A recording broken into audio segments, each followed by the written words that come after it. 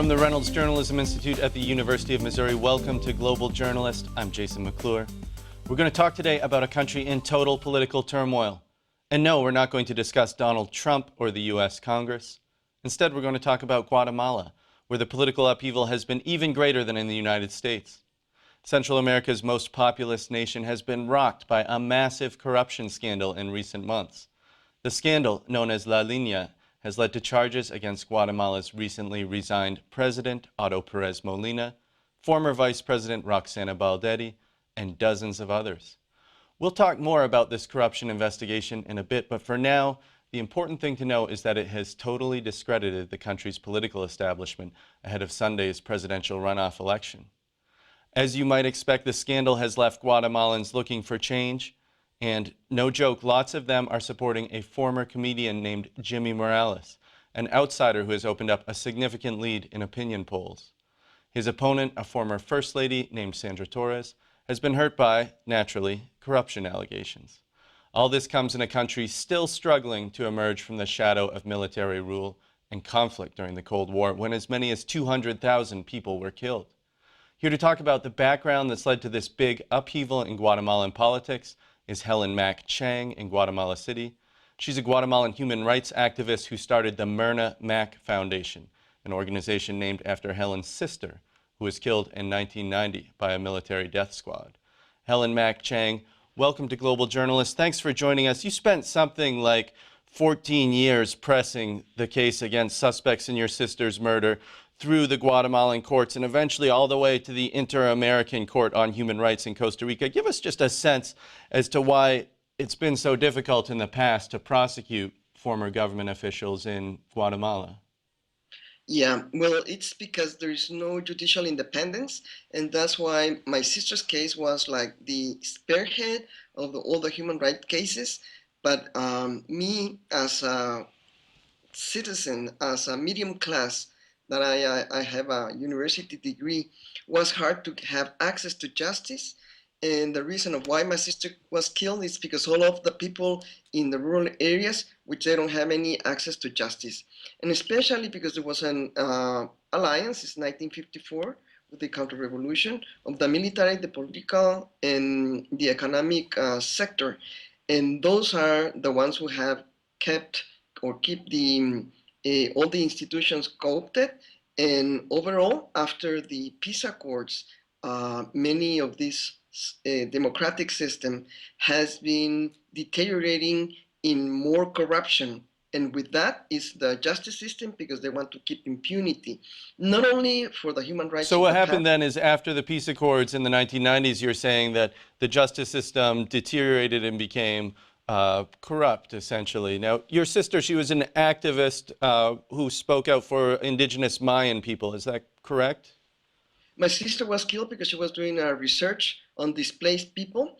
And for the army, that was very dangerous because they didn't want to recognize that we were having an internal conflict. They didn't want the peace process. And that's why all the referendum, we lost the referendum in 1996 or 1997. This was a referendum over the peace accords, correct?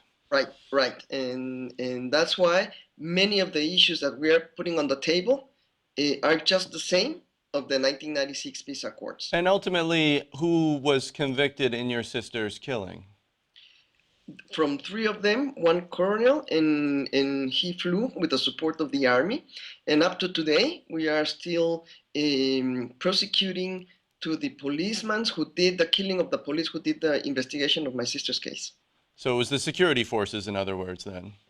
Yes, it was a covert operation, and that's why it was so hard, because I mean, it was the intelligence system, the intelligence people, and most of them are the ones that were with this government, but the worst with the Jimmy Morales.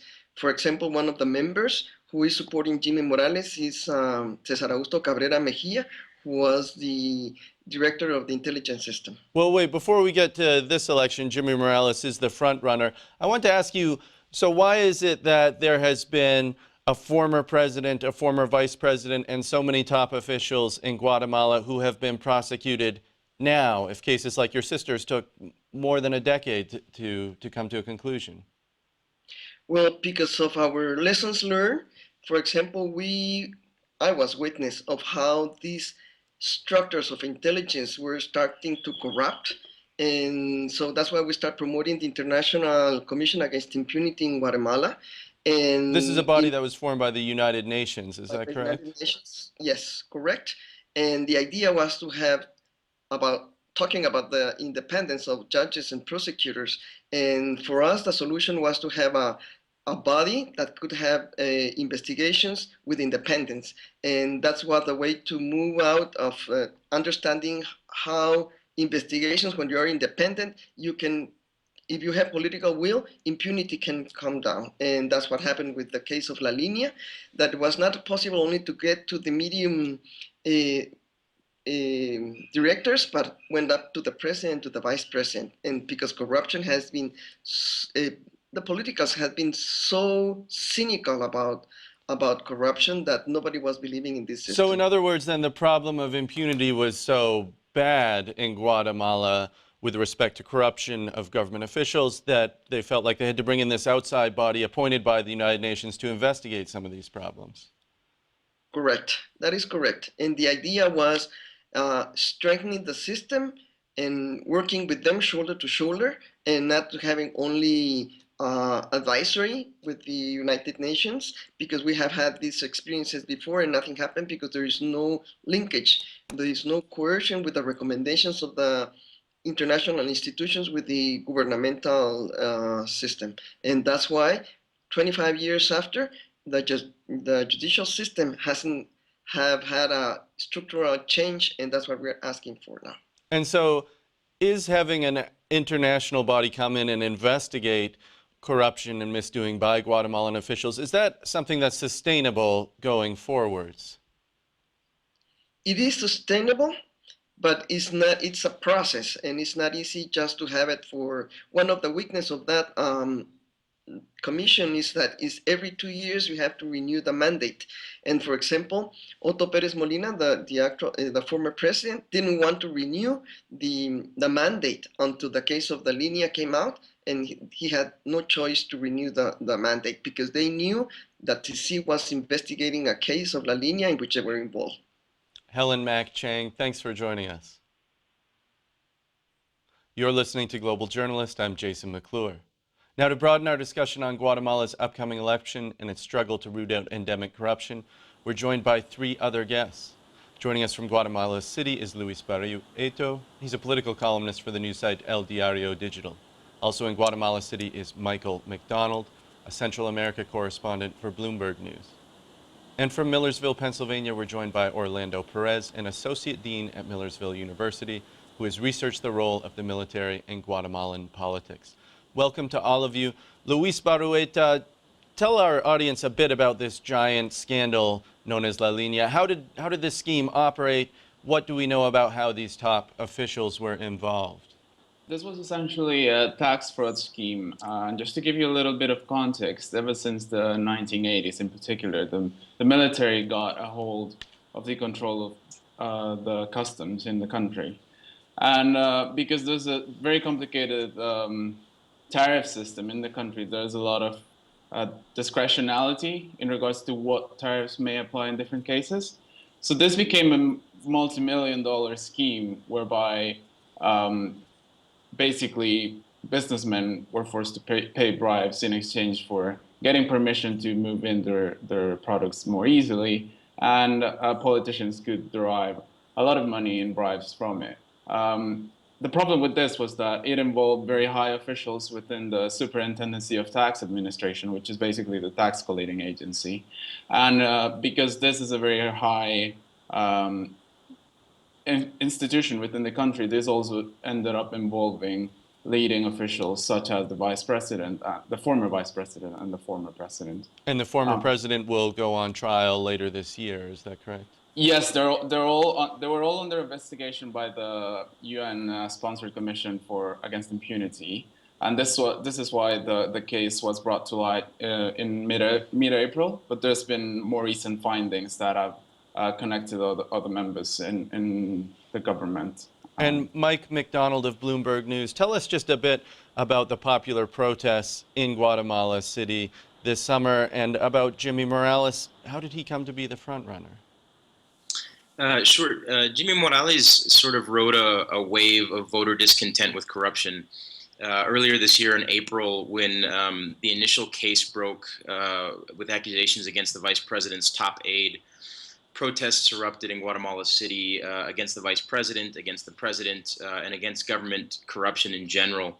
And that was sort of when Jimmy Morales started to rise in the polls. He's a political outsider. He's not from the political establishment. He's a comedian who had a Sunday comedy show. It was a series of skits. He's written with his brother and starred in a couple of movies, low-budget films in Guatemala, and he's never held political office. He ran for mayor once of a town, a suburb of Guatemala City, and he was unsuccessful. That was in 2011. And he positioned himself in the campaign as an outsider and under the slogan, neither corrupt nor a thief. And I think he was able to capitalize on the discontent that a lot of people have with the political establishment. Orlándo Perez in Pennsylvania. Tell us a bit about Sandra Torres. What was her background? How did she come to be where she is now? Well, thank you for the invitation. Sandra Torres was the wife, the first lady, and the wife of former President Álvaro Colom. In 2011, she wanted to succeed her husband and run for president. In order to do that, which the Constitution restricts relatives of the sitting president from running for office and succeeding him, forced the president in an attempt to bypass the constitutional prohibitions. The Supreme Court, to their credit, essentially invalidated that move. So she couldn't run in 2011. She had a significant amount of authority and power, particularly over social programs, social welfare programs during Álvaro Colom's presidency. Many people thought that she was really the power behind the throne, if you will, behind Álvaro Colom's presidency. She is very strong, or her areas of strength are in the rural areas, in the indigenous areas, where a lot of those social programs that she led as First Lady have had a significant impact. She practices the old politics of patronage and clientelism. And this is where some of these corruption allegations that are swirling around here stem from. Absolutely. Her sister in particular and other members of her family have been accused of using the influence of the First Lady and the authority that the First Lady had at the time to enrich themselves through these social welfare programs. Well, Luis Barrueto, let me ask you again about Jimmy Morales. Now, the opinion polls show that he is the front runner in Sunday's election by a significant margin. What do we know about Morales' party, the National Convergence Front? You heard Helen Mack Chang making reference to the involvement of some former military figures in that. How significant is that? Well, I think Jimmy Morales is certainly a new face to politics, but when you take into consideration the structure behind him, the people involved in his party, there's certainly a significant amount of people involved in it from the former military. And this is not only a military, as was former President Orlándo Perez, which was seen as sort of a moderate faction within it, but a more sort of old style of politics from the very heart of the Civil War. This is so because the party was founded by members of this old guard, but it's also the case that it's sponsored by some of them. And in a way, the whole system of the party has not been doing things very differently when it comes to getting the votes for the upcoming election. For example, there is a group of civil patrol people that was used in the 80s to fight against the insurgency in the Civil War. And this was sponsored by the military. But in early 2000s, there was another party that used these people to get support in some of the areas outside of the capital city, where they are not seen as so strongly. And they've of course tried to capitalize on this kind of support base. So in other words, they used the security forces in the past to help improve their turnout then? Yes, I mean, this is a sort of paramilitary group that was used in the past. So Morales is running as an outsider, but in fact, some of the people behind him are sort of consummate insiders and old figures within Guatemalan politics and the military, then it sounds like. Yes, that's correct. And it's very worrying indeed, because the fact that he doesn't have a very clear program for government lets you sort of looking for clues within his team of people and the way he sees things as the only guides to how he's going to do things if he's actually going to win. And just as a poll indicated earlier this week, he's leading by around 67% to 32%. You know, it's interesting, the parallels, I can't avoid commenting on them. We do have a former First Lady running against a sort of pop culture television figure. It almost sounds like the United States in a way in our current presidential race. What's your take of these two candidates?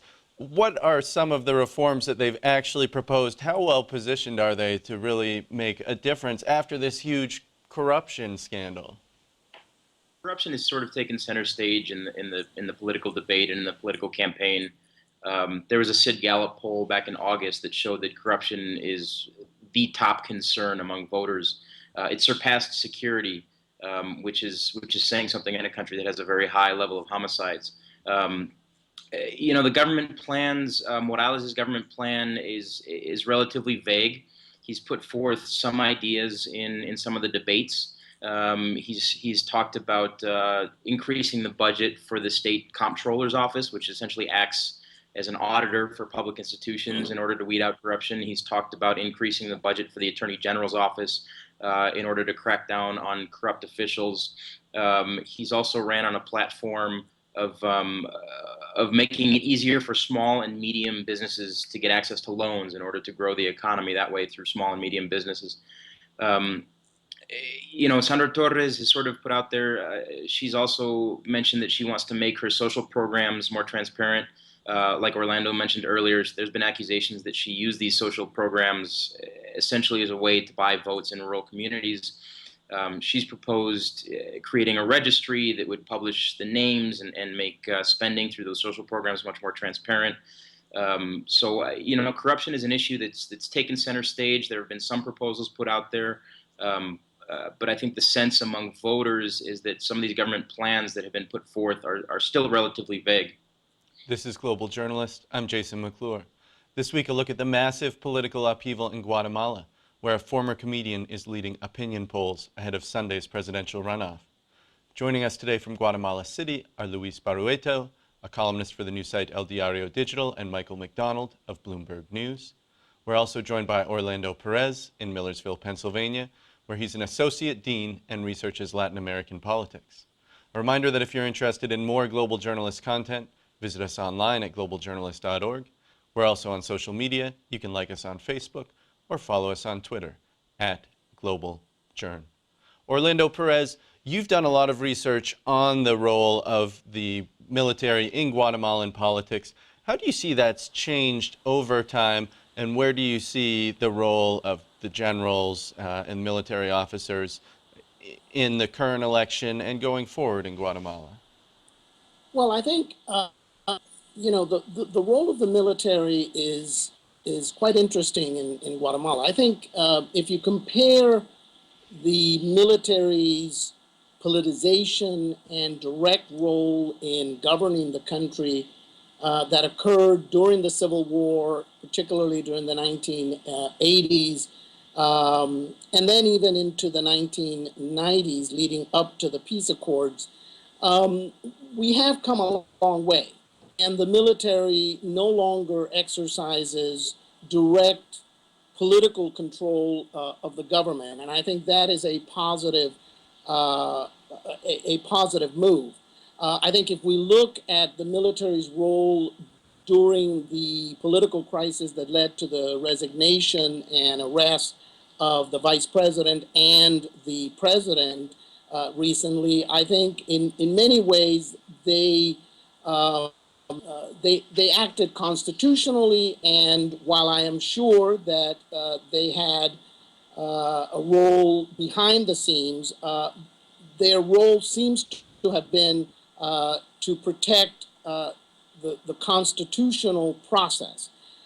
They did not remove the president via coup, which has happened in the past.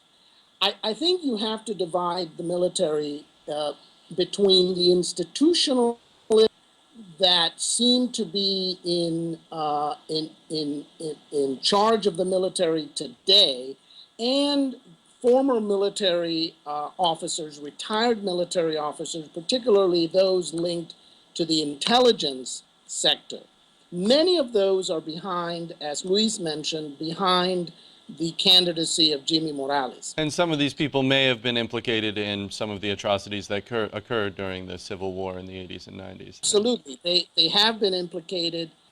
Many of them, if you look at the archives and the documents in the archives, you will find these names of many of Morales's supporters or founders of the FCN, of his party, implicated in massacres, implicated in human rights abuses, the war. Well, So let me just turn this to Luis Barrueto then, because I want to talk about another topic that's related. We understand that Guatemala is a transit point for Mexican cartels bringing drugs from South America to the U.S.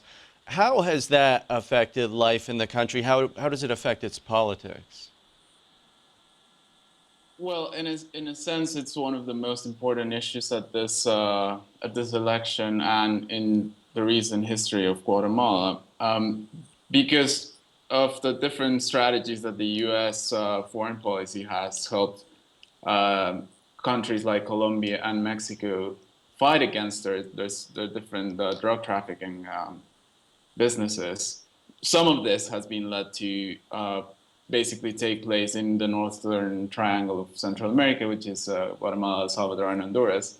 And this has, of course, led to the next development in Guatemalan politics that has been the organized crime networks and some of the drug trafficking cartels being enmeshed with the political system. And this is no surprise, really. I mean, they fund campaigns and they get favors in exchange. They get impunity, of course.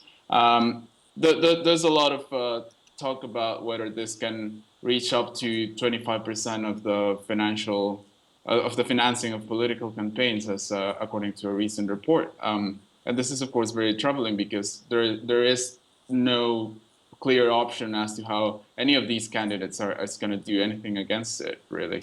Well, Mike McDonald, you heard Luis Barrueto bring up the role of the United States foreign policy and how it affects Guatemala's domestic politics. Tell us just a little bit about U.S.-Guatemalan relations. What are some of the key issues between the two countries right now? I think the top issues would be drug trafficking. The U.S. is very interested in drug trafficking in not only Guatemala and Central America. Immigration is also a key issue between the United States and Guatemala. We saw last year there was an influx of unaccompanied child minors that came from Central America, essentially fleeing poverty and violence in their home nations. That's been high on the agenda recently, trying to stem immigration from these countries.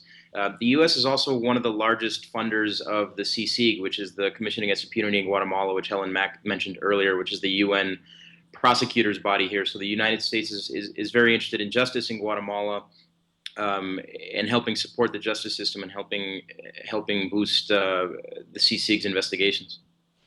And Orlándo Perez, tell us just a little bit about what's been going on generally in Central America. Is the upheaval there, is it happening in isolation, or is there something of a people's movement now? Because we saw that Mike McDonald of Bloomberg News just wrote recently about a very sort of high-level former vice president in Honduras, a businessman who had just been indicted in the United States for money laundering. There have been other Honduran officials who have been put on trial recently for corruption. Is this something of like a Central American Spring that's happening? Well, I wouldn't put it quite that way. I mean, I think what is happening is that given the that are so deeply rooted in many of these societies, I think we've reached the point from Guatemala down to Panama where civil society and the population have really seemed to have reached a limit as to how much of this corruption they are willing to accept. And I think there is a significant amount of society fervor in trying to deal with the issue of corruption. There are other issues that countries like Honduras, El Salvador, Guatemala are confronting, which are crime and violence. And they're connected. Corruption, crime, and violence are all connected. So all of these countries are undergoing significant changes in terms of civil society mobilization, which I think is very positive.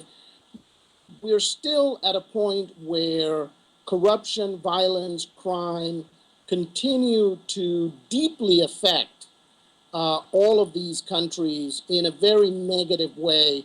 And I'm not sure that civil society alone will improve the situation moving forward.